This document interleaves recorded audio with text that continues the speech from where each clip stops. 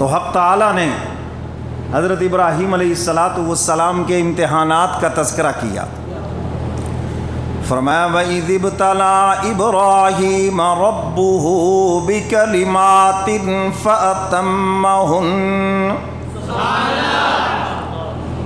حق تعالیٰ فرماتے ہیں ہم نے ابراہیم علیہ السلام کا امتحان لیا، ایک نہیں کئی، بہت سے امتحان لیے. امتحان لینے والے اللہ رب العزت ہیں.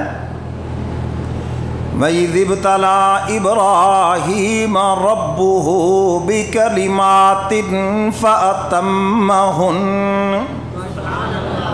قرآن کہتا ہے کہ ابراہیم علیہ السلام ہر امتحان میں 100/100 نمبر لے کے کامیاب ہو گئے.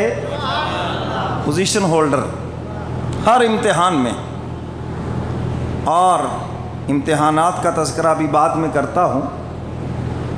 جب سب امتحانوں میں کامیاب ہو گئے تو انعام بھی ملا. آخرت میں تو ملنا ہی ملنا ہے، دنیا میں بھی ملنا ہے. قال انی جاعلک للناس اماما.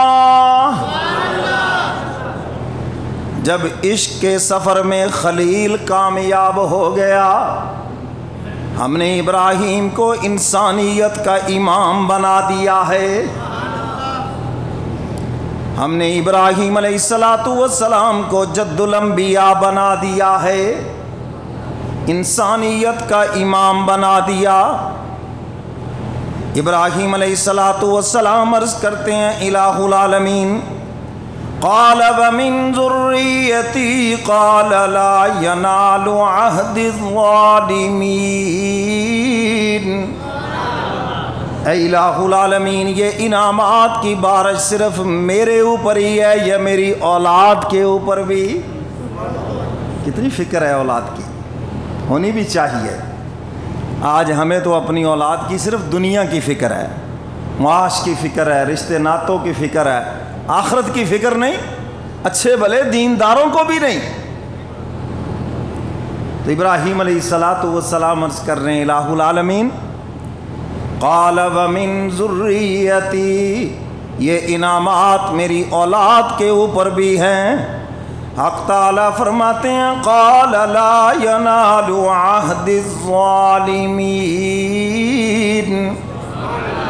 آپ کی فرما بردار اولاد کے اوپر بھی یہ انعامات ہیں، نافرمانوں کے اوپر یہ انعام نہیں. صرف پیر کا بیٹا ہونا ہی کمال نہیں ہے، شاہ جی کا بیٹا ہونا ہی کمال نہیں ہے. ہاں، کمال اپنے اندر پیدا کرنے پڑیں گے.